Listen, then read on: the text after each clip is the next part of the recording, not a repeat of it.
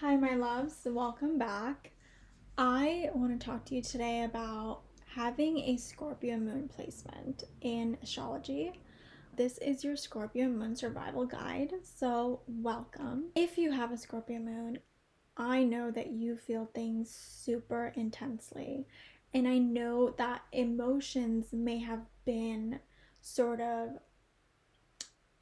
a struggle, right? They've been a struggle for me my whole life, and I'm always just like, I was this angsty teenager. I can still get into angsty teenage moods um, because we feel things so intensely, right? And so, first, I want to explain to you some things about this placement that might click some things into place for you. But the moon is debilitated in the sign of Scorpio. It is not very comfortable in Scorpio. The way that we can understand the moon placement in our chart is think of it like our emotional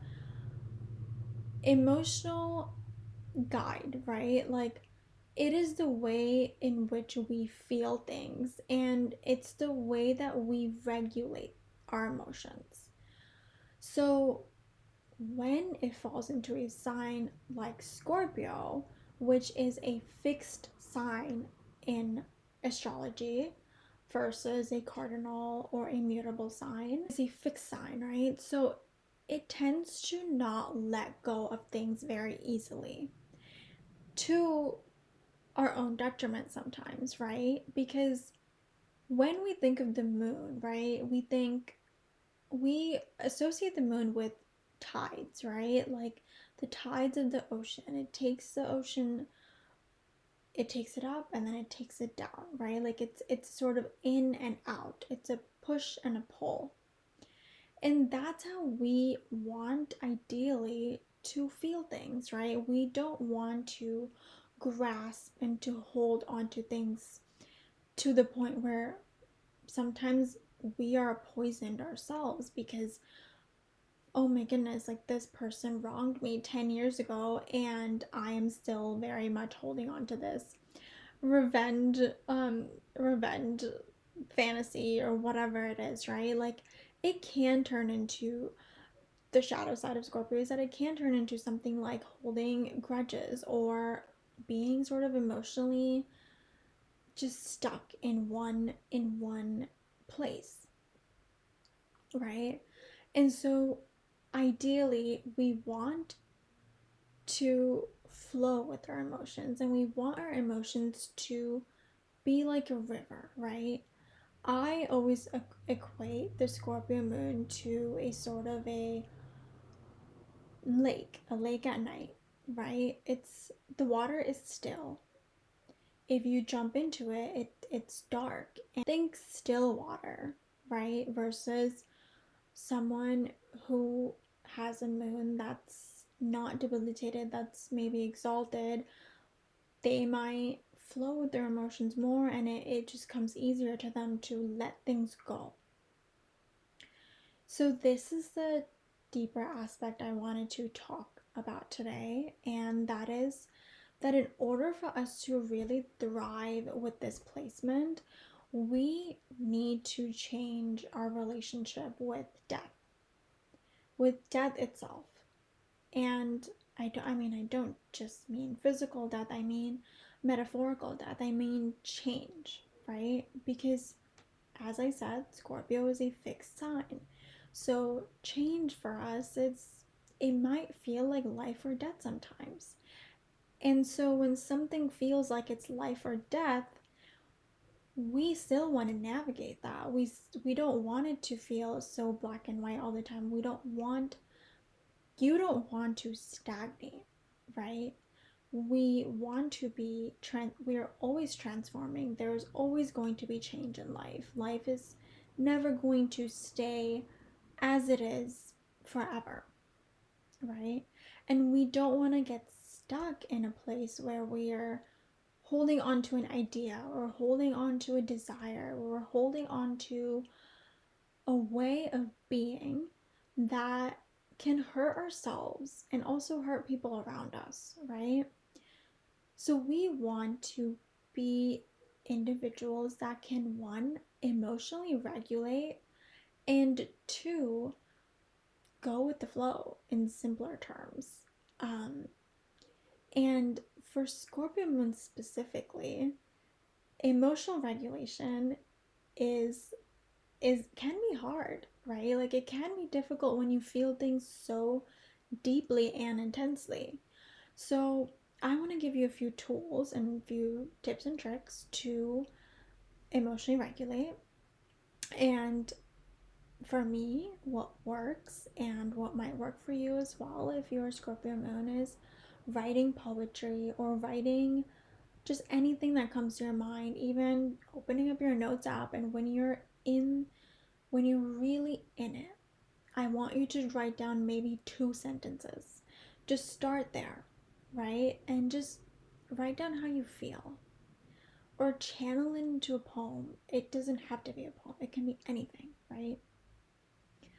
Or you can paint, or you can draw, or you can break things, or you can dance, right? Like, find a way that you can channel your strong and your intense emotions into and turn it into something, maybe something tangible, right?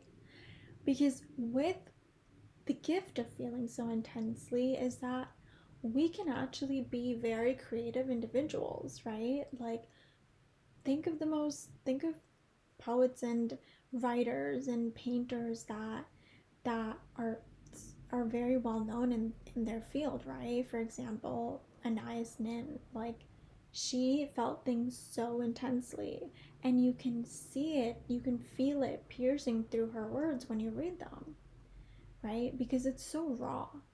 And I think that we can really find that gift in our emotions.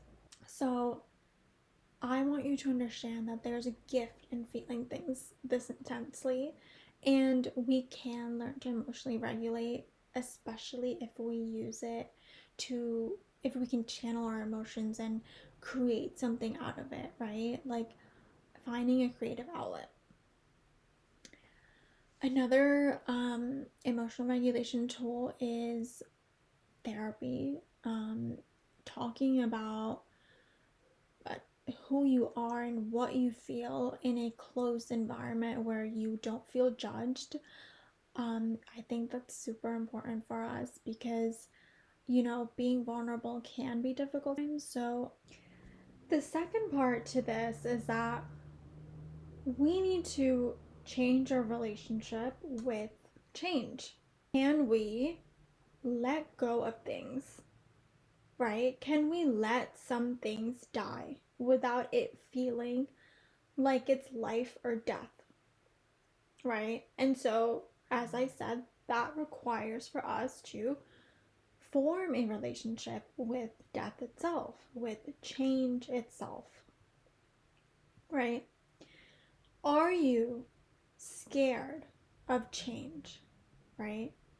And if you have a journal, I want you to maybe write this down. Am I afraid of change?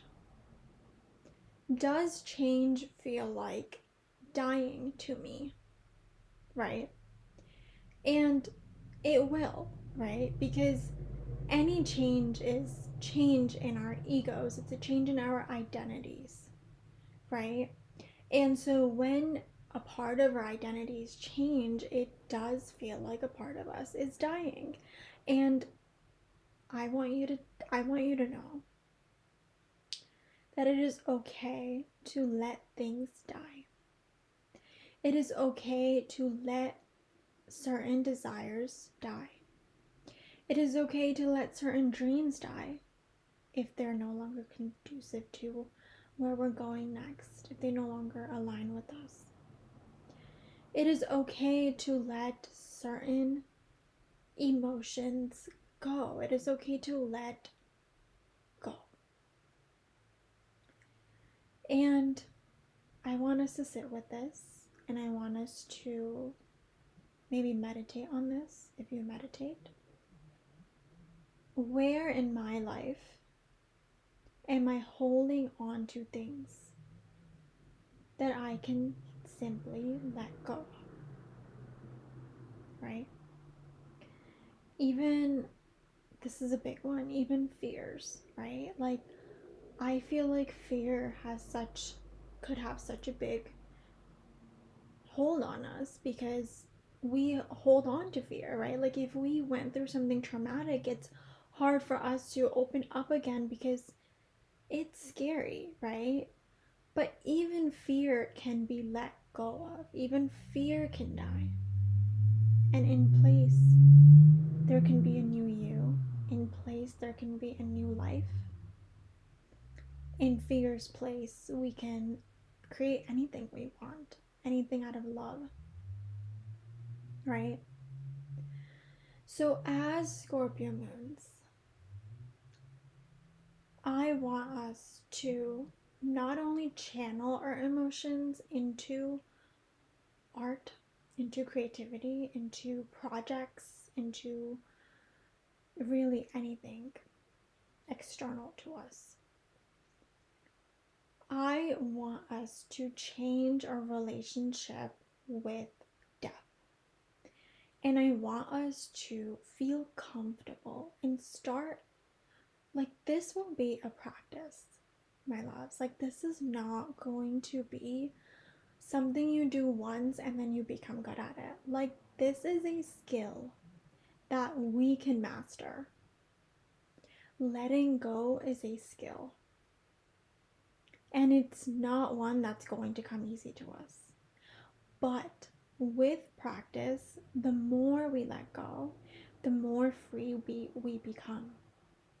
And the more free we become, the more regulated our emotions are, the more fluid we can be, right?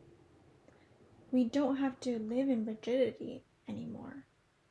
There is a whole another landscape that we can travel to, right? And that'll require tools, it'll require emotional regulation and also a somatic focus on feeling things that are coming up in our body, right? Like, you can feel emotions in your body. They will have a physical sensation. And getting acquainted with them, right? And I want to offer you a poem by Rumi. It is called The Guest House, and it is probably one of my favorite poems, if not my number one poem, because it literally clicked emotional regulation into place for me. And I hope maybe it can do the same for you if it reaches you, because Rumi just has such a soft, like, he just can reach into the depths of me so succinctly that I don't know, it's like a soul connection, but maybe he will do the same for you. This being human is a guest house. Every morning a new arrival. A joy, a depression, a meanness. Some momentary awareness comes as an unexpected visitor. Welcome and entertain them all. Even if they're a crowd of sorrows who violently sweep your house, empty of its furniture, still treat each guest honorably. He may be clearing you out for some new delight. The dark thought, the shame, the malice. Meet them at the door laughing and invite them in. Be grateful for whoever comes, because each has been sent as a guide from beyond. I love this poem, and like I said, I hope that it acts as a catalyst for you to understand that every emotion can come and go, every thought, every fear, anything we hold on to can come and it can leave as a guest. So I will leave you with that. I love you and I will see you next time. If any part of this video helped you, please leave me a like, a comment, subscribe. and let me know if I can be of further service to you. Thank you.